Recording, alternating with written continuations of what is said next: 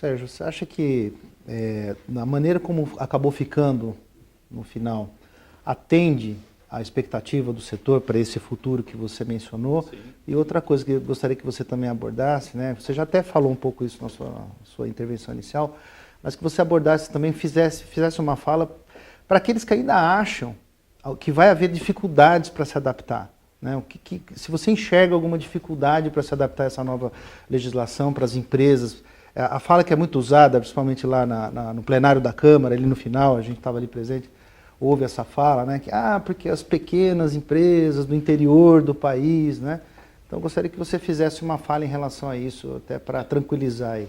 Olha, a Abrafarma reúne as maiores redes do Brasil, né? Então nós temos as 30 maiores redes, 5.600 pontos, eu estou em 500 municípios.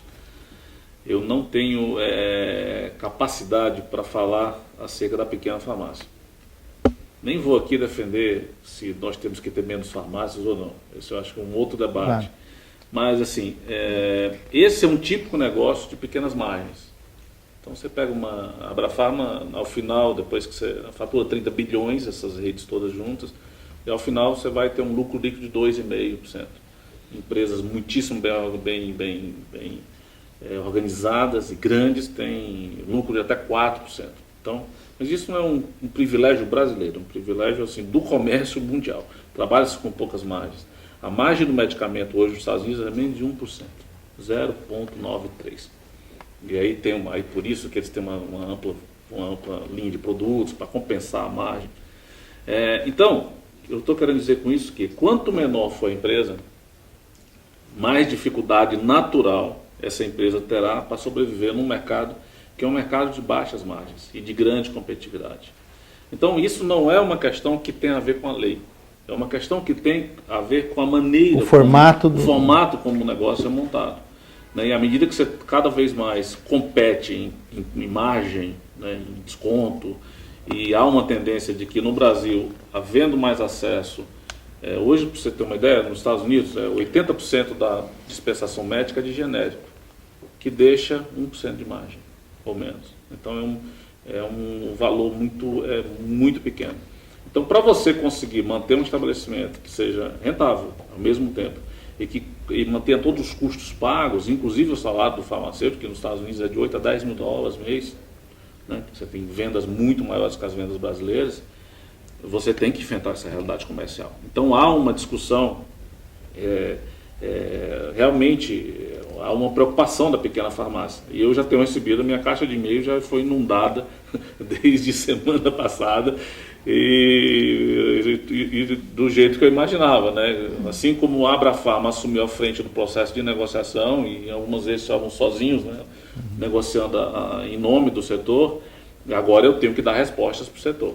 Então, assim, eu diria que, primeiro, tem que ser uma empresa que queira sobreviver nesse mercado, tem que ser muito bem gerida e tem que aderir à legislação. A legislação fala farmacêutico tempo integral, a legislação acrescenta, através dessa nova lei, uma série de serviços, inclusive, que você pode utilizar e praticar na loja, que pode trazer mais rentabilidade, mais receita. Exatamente. Então, assim, no final, eu acho que cabe depois um debate de como esse mercado vai se compor e de como as coisas vão acontecer. Agora, eu também não acredito, isso aqui não tem uma apologia à melhora da grande, ou só a grande sobrevive, de jeito nenhum. Mas eu acredito que um estabelecimento, até um determinado nível financeiro, ele é insustentável mesmo, se nós formos assim, se a pequena farmácia tiver que seguir toda a regra e tiver que pagar todos os impostos e fazer tudo, e nós temos que lutar por esse mercado formal, muita gente sai do mercado. Não por essa lei, porque tem que ser mesmo, porque você só consegue, infelizmente, sobreviver a partir de um determinado nível com essas margens tão baixas. Então há uma questão econômica importante, não é o projeto que está discutindo, acho que o projeto é totalmente meritório, ele vem num momento em que acrescenta valor, como eu falei, à realidade que existe, mas eu imagino que algumas empresas que não se adaptarem se excluirão no mercado. Eu faço essa pergunta até porque, do nosso ponto de vista, hoje já é necessário a maior parte das medidas que tem na legislação que a gente acabou de discutir. E Além disso, a legislação nova proposta, ela ainda acrescenta, como você já colocou, acrescenta a possibilidade de fazer de prestar outros serviços. Então, muitas vezes a pequena farmácia ela tem uma margem pequena com medicamento, mas ela de repente ela pode trabalhar inventando novas maneiras de agradar o seu cliente ou de atrair as pessoas para um serviço de saúde ou prestar novos serviços de saúde, que é o que o texto, inclusive, abre essa possibilidade, até entendendo que tem que realmente haver esse pensar do tamanho do negócio e para que lado que ele pode ir, dependendo do tamanho dele.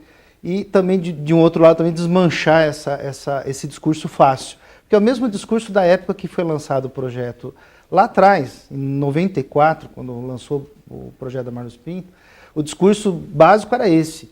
Não havia farmacêutico suficiente, mas o discurso principal é que as pequenas farmácias não podiam manter um farmacêutico durante todo o horário de funcionamento.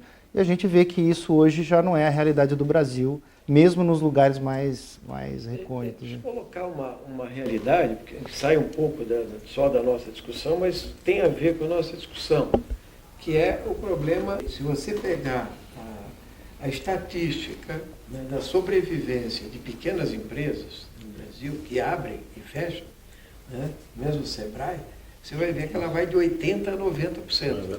Se você pegar um cidadão que tem algum recurso, ele fala, eu vou abrir uma pizzaria, entende? 96% vão falir. Entende? Então, é evidente que você tem que pensar de uma forma mais ampla, entende? Então, por exemplo, o estabelecimento na Espanha, o estabelecimento farmacêutico é dirigido por farmacêutico, tá certo? É individual. Então, o proprietário é o próprio responsável técnico. Por exemplo, isso é um mecanismo de saída, né? Você poderia pensar nisso. A outra questão é que nós temos que avançar numa visão de saúde pública, entende?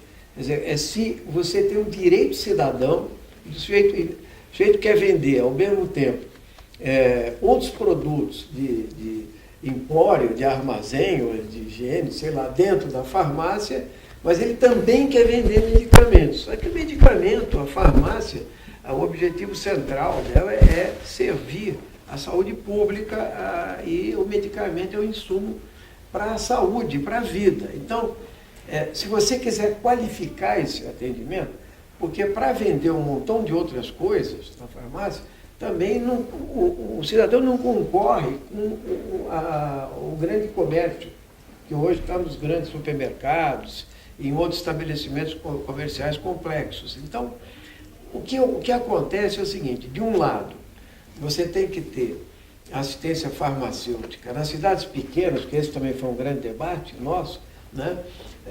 Garantido pelo poder público, de alguma forma, para pequenas cidades, para cidades médias, né? Tem que ter o farmacêutico na farmácia e estender os serviços, como você falou, Pedro. E, ao mesmo tempo, evidentemente, ele se acostumar com essa nova ideia, entende? E garantindo que também ele vai ser valorizado com isso. Então, eu entendo que isso foi um salto de qualidade em termos de saúde pública. Algum tipo de consequência sempre vai ter, quando você tem uma lei nova, inovadora e voltada para a saúde pública, você vai ter que fazer ajustes no processo, que certamente, inclusive, terão que ser feitas em alguma regulamentação. Mas eu acho que o que importa é o salto de qualidade que foi dado.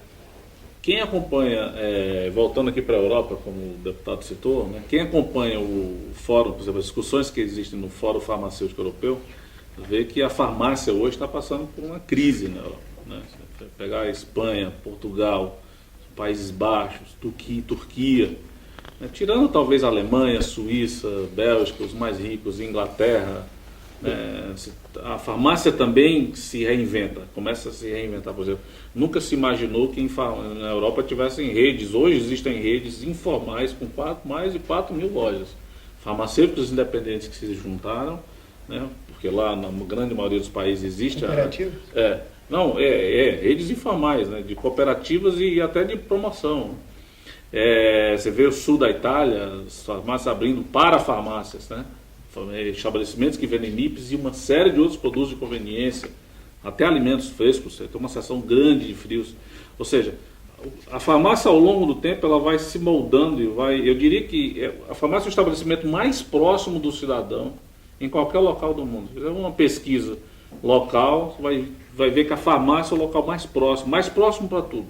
Mais próximo no sentido de oferecer o primeiro olhar do profissional farmacêutico sobre o problema que o paciente tem, mas também hoje o estabelecimento mais próximo que oferece soluções de beleza, de bem-estar, em alguns países, em alguns locais, até alimento fresco, né? Então, esse formato ele vai se moldando. Eu diria que nós não chegamos ainda no Brasil, deputado, na grande discussão com o grande varejo. Essa discussão vai chegar, porque chegou nos Estados Unidos, chegou na França hoje, uns MIPs indo para a gôndola do supermercado, uma pressão enorme que existe na comunidade europeia. Essa discussão vai chegar. E aí, por isso que cabe um debate que inclui a questão econômica com a questão do serviço e a questão dessa proximidade que tem com o consumidor. A lei, ela, ao estabelecer o serviço farmacêutico e ao colocar essa camada, esse andar a mais na farmácia, eu acho que propicia essa discussão.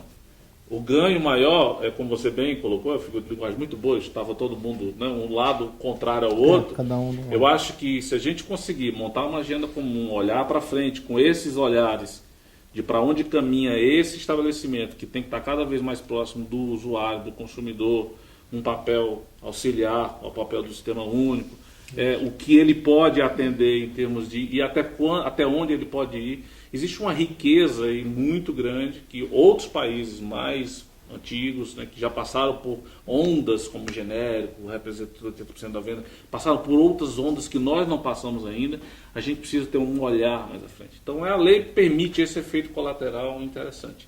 Para a Abrafarma em si é o açúcar no mel, porque nós estamos, a Abrafarma agora, como entidade, ela está formatando vários serviços farmacêuticos que ela vai oferecer, como entidade vai oferecer para os associados implantarem se quiserem.